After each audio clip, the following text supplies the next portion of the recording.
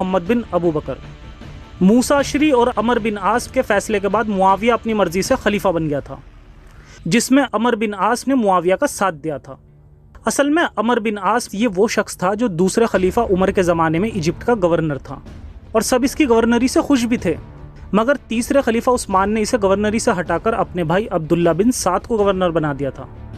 फिर उस्मान की मौत की खबर मिलने पर अमर बिन आस मुआविया के लश्कर में शरीक हो गया था और कहा कि मैं तुम्हारे साथ मिलकर अली से लड़ूंगा और उसके बदले में तुम मुझे बस मिस्र का गवर्नर बना देना, जैसा कि मैं पहले था।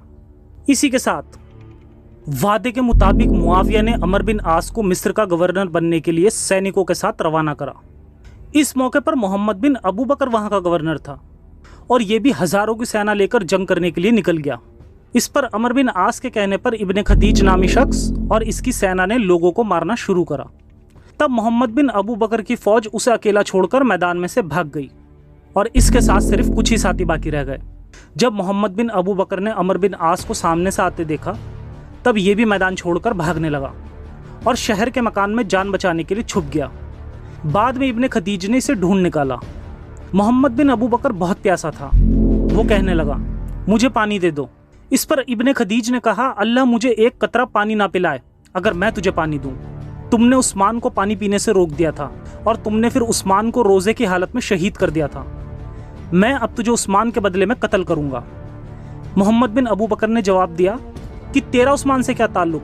उस्मान ने तो जुल्म पर अमल किया और कुरान के हुक्म को अपने पीछे रखकर खुद इसके आगे बढ़ गया था। हमने तो बस उस्मान को इसके जुर्म की सजा दी थी और इसे कत्ल कर दिया था। इस पर इब्न खदीज को गुस्सा आ गया और इसने आगे बढ़कर मोहम्मद बिन अबू बकर को कत्ल कर दिया और इसे मारने के बाद गधे की खाल में लपेटकर सिल दिया और फिर इसमें आग लगा दी। जब इस बात की खबर आयशा को मिली कि उनके भाई मोहम्मद बिन अबू बकर को कत्ल कर दिया गया है, तो ये मुआविया, अमर बिन आस और कातिल इब्ने खदीज पर लानत करने लगी।